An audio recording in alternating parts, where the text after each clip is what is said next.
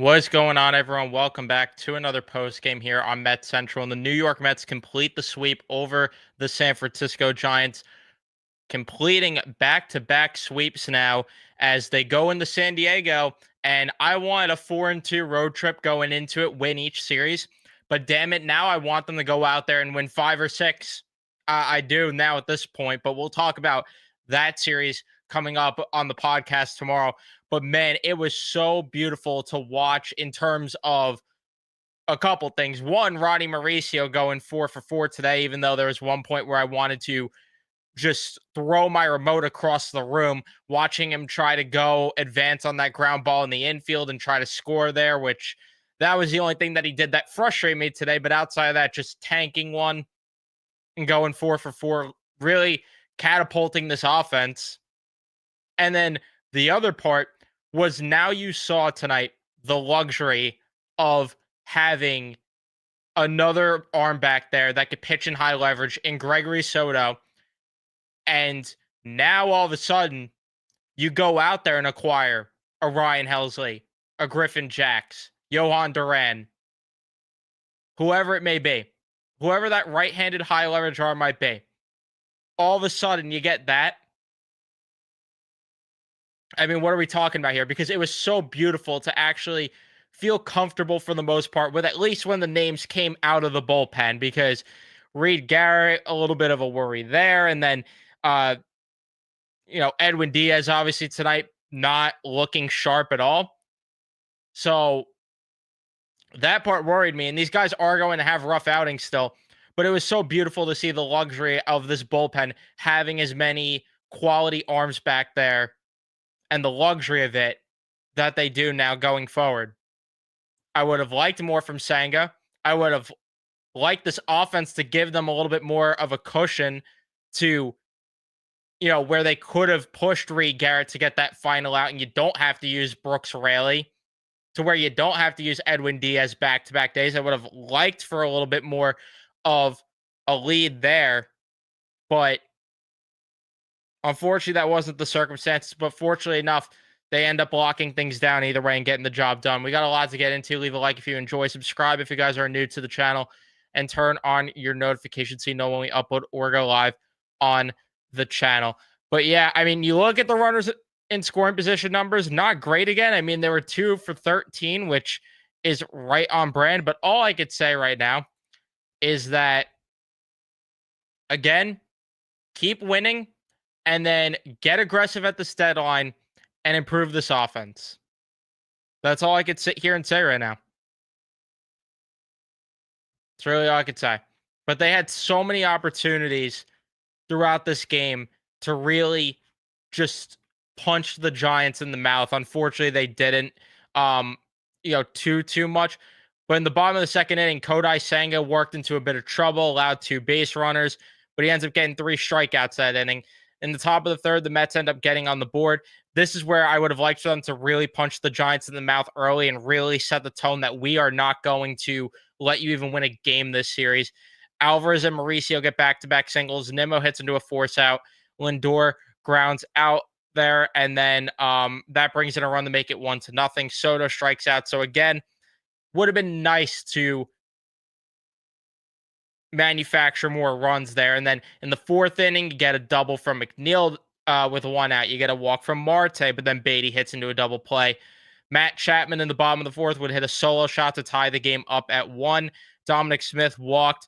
A wild pitch moved them over. Another walk, which Kodai Senga was walking the 9-hitter, I feel like, a billion times tonight, which was very frustrating.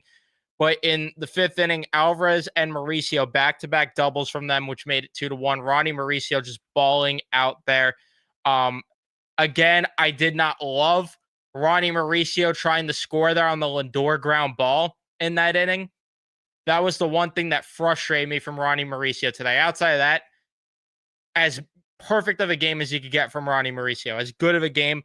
Will that boost his trade value? Will he be here? I don't know. To be determined.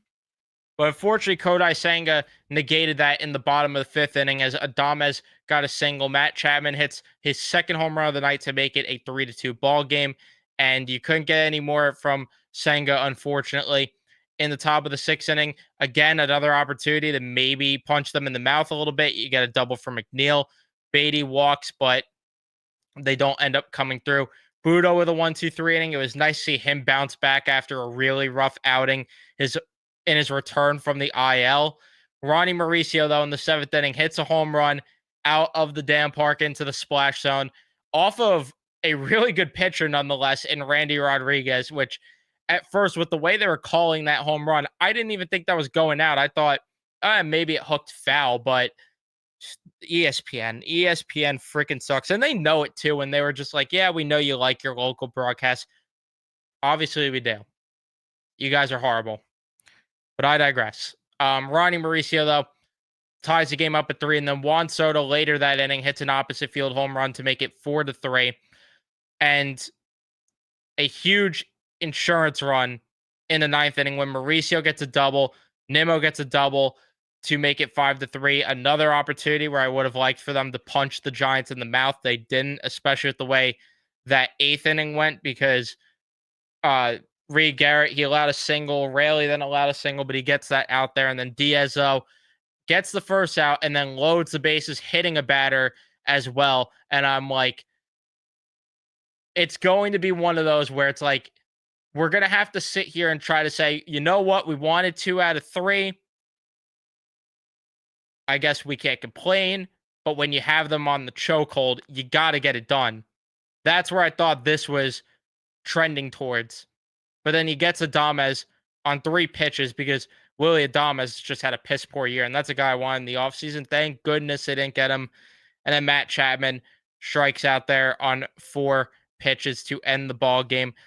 Thankfully, they do not blow this game. Thankfully, they hold on to get the sweep, win 7 in a row now, continue to give themselves a little bit more cushion as they climb the standings, because now the Yankees actually helped out the Mets for once. Can you believe that? They actually won a baseball game against the Phillies, and now the Mets have a definite lead in the division right now. Still more work to be done to climb, to a top 2 spot. Well, they're in one right now, but you know what I mean, to make sure that you get that. But that's so far down the road to make sure that I don't want to get too into it. But either way, yeah, overall, just I would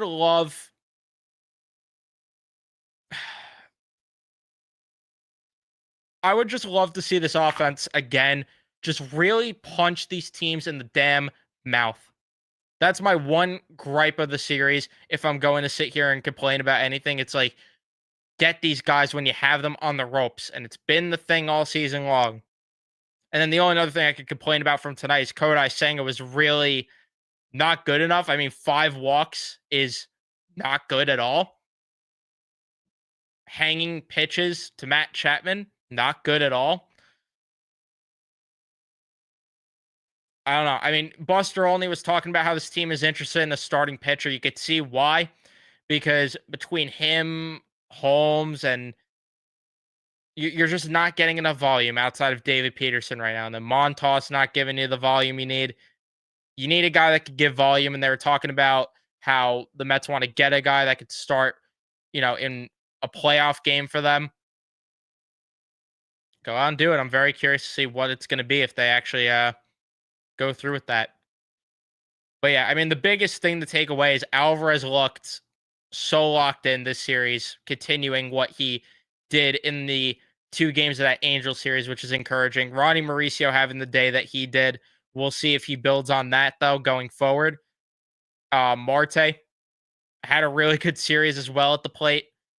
And that's the thing that sucks. It's like these guys individually, they had good performances at the plate. It's just the runners in scoring position thing where it's like, if that could get worked out, and I hate to say if when we're in August and it's been the issue all year, but it's like, I'd be able to really speak so highly right now of this team and just be so cocky and arrogant about this team if, these guys were producing individually the way they were and they did it with runners at scoring position. Which I get it. They're winning games either way. No one wants to hear me say this. No one wants to hear the bitching and complaining I get it. I'm a jerk off in that regard. But at the end of the day, I want what's going to win games in October. And, that's something that does have to happen. It's just that simple.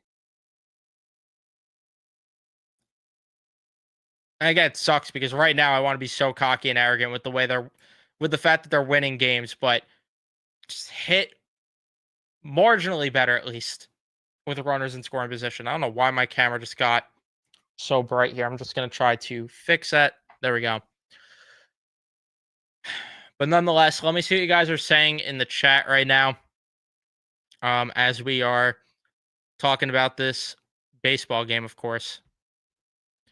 Mauricio had the game of his life. Got to give massive credit to him. In the bottom of the lineup, Alvey included, putting the ball in the air, and he looks like a different hitter. And his defense as well, because there was a lot of ghost forks where it's like before he was called up, he was not blocking those.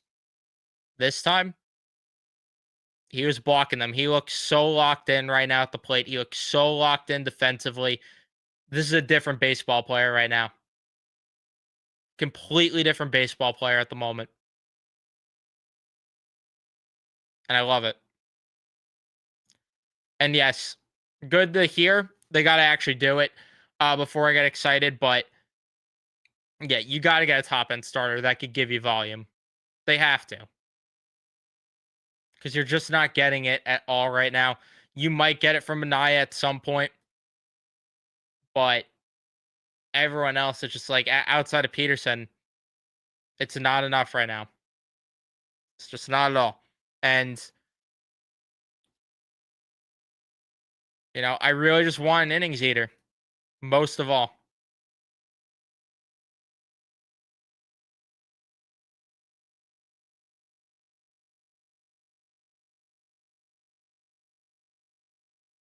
And yeah, that is true that at least he was just attacking the zone, even though he loaded the bases. That was encouraging to see because I don't get why he was nibbling the zone beforehand. And then it's like, oh, you know what? Now I'm going to attack the zone. I don't understand why he didn't just attack the zone from the jump. What is with my camera tonight? I don't know why he didn't attack the zone from the jump. But nonetheless, yes, it was nice to see him uh, attack it to get those last few outs. Did love Gregory Soto's stuff out of the bullpen. His fastball and slider looked electric, especially the back foot slider. Strikeout on Ramos. Nice to have another option. Maybe Helsley next. I'm hoping Helsley, Fairbanks, Duran, Jax, one of those high leverage right-handed arms. Because if you had one of those guys tonight, I mean, you don't have to even use Edwin Diaz. And that would be great. To where you could have some help there to give him a little more leeway.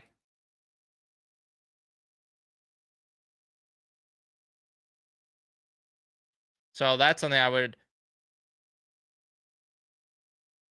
like to say. But yeah, I mean, this bullpen right now, all of a sudden just has a lot of different options back there. A lot of different options back there. Especially if they go out and acquire that other arm. The only thing that sucks is that I don't know how many of these guys are going to be available tomorrow. I mean, maybe Soto's available tomorrow. Brooks Raley should be available tomorrow, but I mean, Garrett's not going to be available tomorrow. Diaz isn't going to be available tomorrow. But at the same time, like Carlos Mendoza said, and I've been quoting it a lot since he said it on Foul Territory, you got to focus on the game at hand and win the game at hand. And I love to see him stick to his guns there.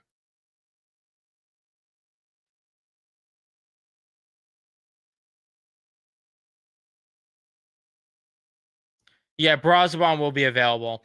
I just mean in terms of like, it would be nice to have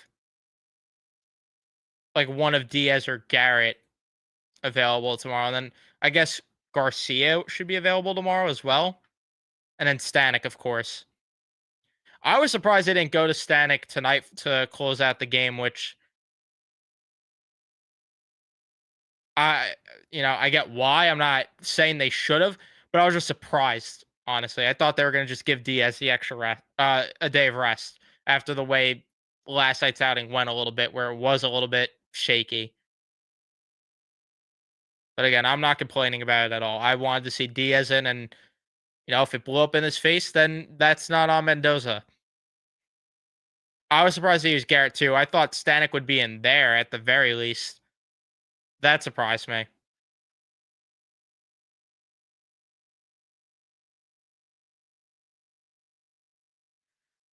Mets baseball in a nutshell. Constantly full of freaking surprises.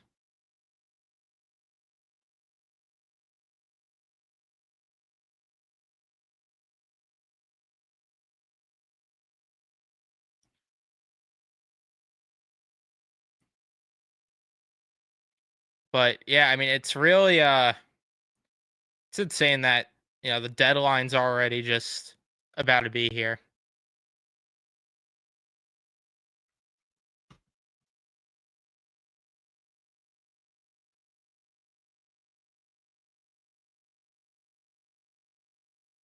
Because we're now, I mean, one series away, just 4 days away. I'm excited to see what they do. I hope that they just freaking go out there and get aggressive. And I'm hoping this win streak inspires the front office to be like, you know what? Let's go in on this group.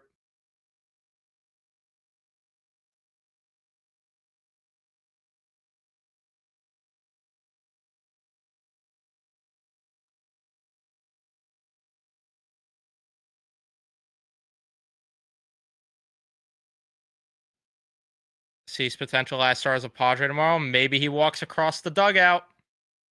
Maybe he walks across the diamond. I'd love that. Imagine what if they just like got a deal done tonight or tomorrow morning for Cease? Like, what happens then? Does he just pitch for the Mets tomorrow night? That's not going to happen. I know. I want to make it clear before anyone thinks that the Padres are going to maximize what they could get from Cease before dealing him either way. But it just would be it'd be interesting if that happened. But either way, I'm going to wrap things up here. Thank you, everyone, for watching. Leave a like if you enjoyed. Subscribe. Turn on your notifications so you know when I upload or go live. And I'll see you guys in the next one.